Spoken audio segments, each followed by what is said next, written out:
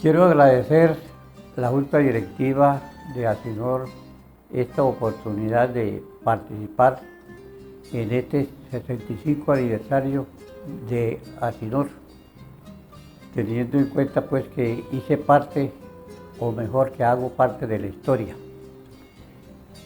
En breve voy a narrar algo de esa fundación de Asinor, cuando aquellos compañeros maestros, en vista de las necesidades y problemas que en ese momento le acontecían al magisterio, se idearon la forma de la organización y clandestinamente se reunían en algunas veces en la escuela Antonio Nariño de este municipio, para luego culminar en la biblioteca Julio Pérez Ferrero, en el tercer piso, donde se dio la Asamblea General de Fundación de Asinor.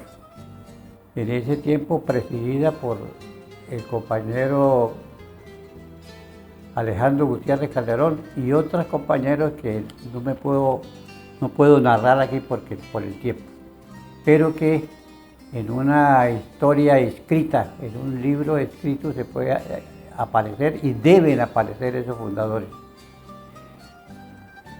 En esa reunión en la biblioteca Julio Pérez Ferrero fue donde ya se conformó bien la directiva y se buscó la personería jurídica que hoy todavía prevalece. Esa Asinor ya funcionaba en las oficinas de Ultranorte, que quedaban ubicadas en la calle 16 con avenida Quinta. Era una oficina ahí arrendada.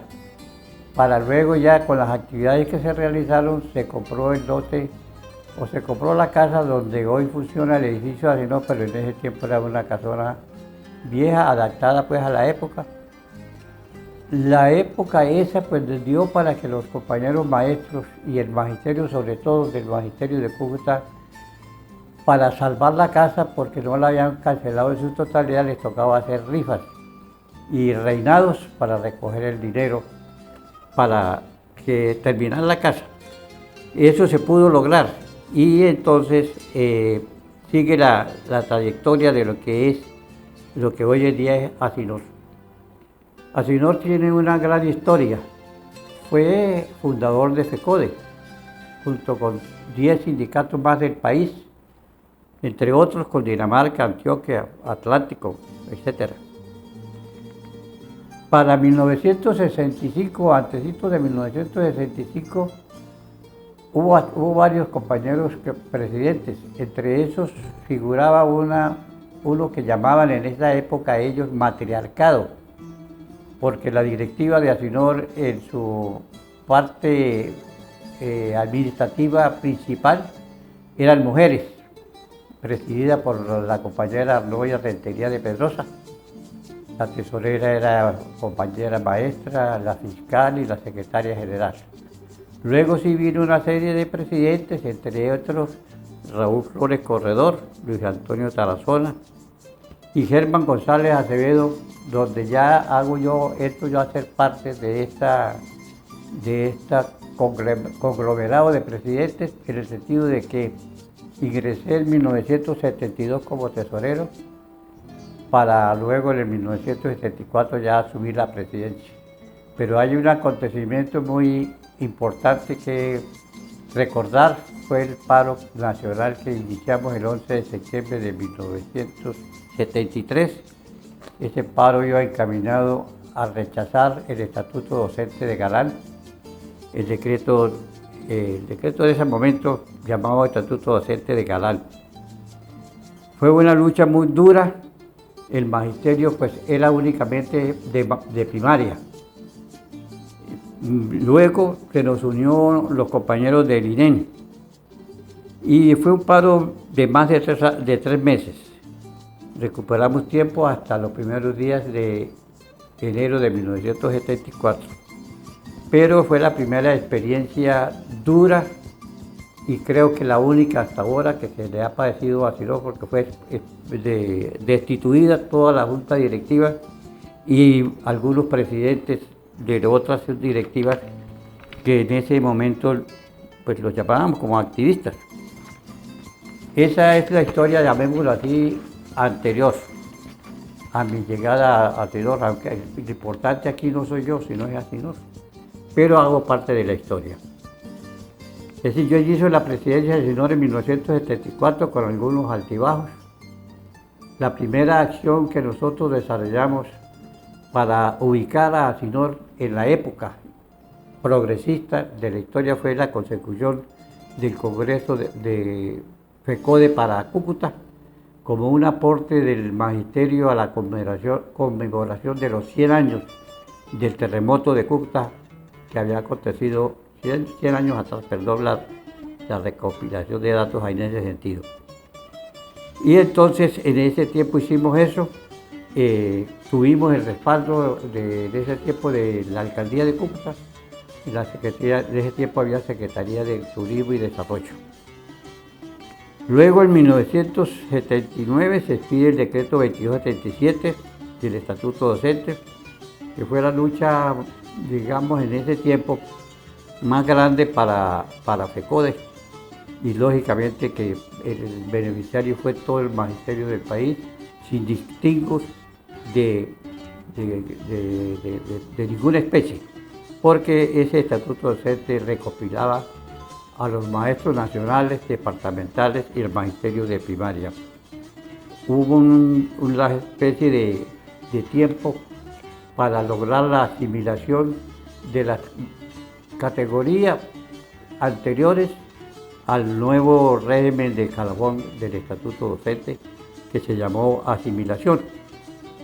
En ese tiempo hubo una reacción negativa por parte de los maestros nacionales, porque a ellos no les cobijaba la asimilación, teniendo en cuenta que ellos en ese tiempo tenían unas categorías especiales que daban precisamente al tope con las categorías que constituían el estatuto docente. En 1980-1981, en actividad desarrollada por las juntas de ese tiempo, en el lote que ya existía, construimos el edificio entre 1980 y 1981. Para hacer un poco de memoria, tenía Asinor en ese tiempo 90.000 pesos en el Banco Bogotá. Recibimos un auxilio nacional de 20.000 pesos y 2 descuentos extraordinarios que, atendiendo la asimilación, el magisterio iba a recibir una plata y aceptaron hacer este descuento. Con eso se pudo realizar la obra de lo que es hoy el edificio de Asinor. Pero fíjense ustedes que por la misma discrepancia de tipo político que existiera al interior del magisterio, este edificio no fue inaugurado y no ha sido inaugurado hasta la fecha. Luego viene el proceso, a raíz del estatuto docente, pues viene el proceso de asimilación, cuando se afilia a CEINEN, ANSPES, que eran los maestros departamentales, ASPES, que eran los maestros nacionales, FECOLPEN y ANDEPEN. Sobre ese proceso hubo después un debate al interior de Asinor, puesto que los compañeros que llegaban pues, pretendían que se cambiara la sigla de Asinor, porque como cobijaba en ese tiempo eran solo los maestros de primaria y ellos eran de secundaria, y teníamos ahí una especie de discrepancias porque los compañeros maestros nacionales de la época pues tenían como un curvito de que eran superiores a los demás maestros del país, a los mayores maestros por categoría. Pero al fin, dentro del debate se quedó que era Asinor por historia y por la misma conformación de que éramos mayoría. Luego viene el proceso de la propuesta sobre el FOMAC, el Fondo Prestacional del Magisterio. A raíz de, vuelvo y digo, del estatuto docente generó esto, porque ya los maestros teníamos un solo patrón, teníamos una sola fuente de tesorería que nos cancelaba los salarios, y se desprendía de ahí precisamente que sería necesario unificar lo que son los servicios médicos asistenciales y las prestaciones sociales. De ahí nace la Ley 91 de 1989, llamado Estatuto, el FOMAC. Por ejemplo, nosotros, en atención de que el sindicato crecía y los maestros tenían confianza en su sindicato, decidimos crear el aguinaldo del hijo del educador, una actividad esta que desarrolló mucho entusiasmo porque los maestros se sentían estimulados a que sus hijos fueran tenidos en cuenta. Luego también empezamos la tarea de la celebración del aniversario. Y para que ustedes se den cuenta, nosotros empezamos con una empanada y una gaseosa. Así se celebró no el primer aniversario, sino el aniversario de esa época, porque ya tenía años. Luego vino también, dentro de las mismas actividades, vino no digamos que fundación, sino la transformación de Ecos del Magisterio, que en ese tiempo era un periódico. Nosotros conseguimos con el Ministerio del Gobierno la personalidad jurídica para que fuera por las emisoras, un programa radial. Luego, en 1991, se compra la sede recreacional, se remodela. Tuvimos un auxilio de uno de los abogados que le prestaban los servicios al magisterio, el doctor John Lázaro Bustos, quien también donó la mayoría del dinero para comprar el lote aquí adyacente al edificio de Asinor. Y luego ya llegamos a la época del auxilio mutual, que ya se había fundado desde que el magisterio era de primaria. Ese auxilio mutual es de lo más significativo que ha tenido Asinor. Desarrolla el artículo 4 de los estatutos, que habla de la dignidad, habla de la solidaridad, habla de la colaboración que debe prestarle Asinor a sus afiliados. También hicimos para organizar y administrar el sindicato, hicimos muchas reformas de los estatutos, porque anteriormente la elección de junta directiva se hacía todo el magisterio. La llevamos entonces a elegir delegados, hacíamos la asamblea entonces por delegados para hacer para elegir la junta directiva para mayor funcionalidad y participación y representatividad del magisterio. Y se crearon, lógicamente, a raíz de todo este proceso, pues se vieron creando necesidades, como fue la necesidad de las asesorías jurídicas y la planta de personal que iba a crecer. Tuve la oportunidad también de buscar las comisiones sindicales. En ese tiempo el único que tenía comisión sindical era el presidente. Entonces se hacía necesario, pues a medida que crecía Asinor y creció Asinor, pues se necesitaban las comisiones para todos los directivos. Yo diría pues que yo puedo colaborar, porque ya desde afuera uno mira las situaciones diferentes a lo que es internamente. Y yo creo que hay que hacer una reforma de estatutos actualmente para acomodar a Asinor a las circunstancias y lo que viene aconteciendo en el país, de acuerdo con las circunstancias y de acuerdo con la Constitución Nacional, porque los estatutos yo veo que hay cosas que no están de acuerdo con la Constitución, que es norma de normas, por encima de los mismos estatutos de Asinor. Todo esto me lleva también a pensar que Asinor debe hacer el esfuerzo por tratar de unificar con los maestros que tienen un sindicato, me enteré en estos días, que se llama SUTEN. Ese sindicato es necesario traerlos, porque hace parte de la unidad del magisterio a nivel nacional.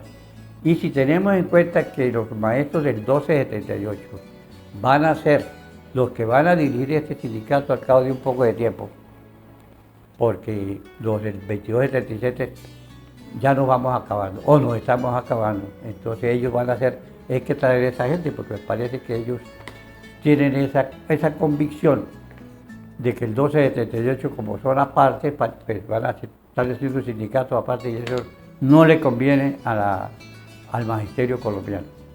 Eso sería, a grosso modo,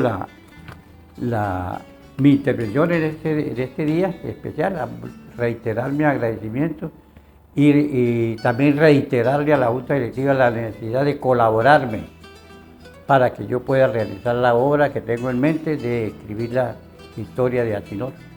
Porque sin la ayuda de la Junta Directiva, primero para que me preste los libros de actas, tanto de Junta Directiva como de Asamblea General, para escudriñar ahí las actividades que se han hecho. Y además de esto, porque la historia debe ser cierta. Yo en el momento puedo contar cosas, pero de cosas, pero no puedo contar de tiempo. Es decir, esto sucedió tal día, a tal hora, y todas estas cosas, que es bueno que el libro lo contenga y que el magisterio se empape de esta situación para que se dé cuenta cómo ha venido esto, que esto no ha sido así. Ha florecido de la tierra, pero con el sudor de las marchas del magisterio. Bueno, finalmente yo le hago un llamado a los compañeros delegados que se están posesionando hoy a que lean mucho, que investiguen mucho, porque del grado de conciencia que adquieran los delegados, así va a seguir surgiendo bastidor, va a seguir sembrando semillas, porque no nos podemos quedar estancados en que somos delegados nada más y que venimos a una asamblea a votar. No, tenemos que aportar, y para aportar hay que aportarle la unidad. Hago un llamado muy fraternal a los delegados, a la Junta Directiva y a todos los dirigentes para recordarles que los pensionados hemos hecho historia. Por lo tanto, por dignidad merecemos un trato especial. Ojalá nos tengan en cuenta.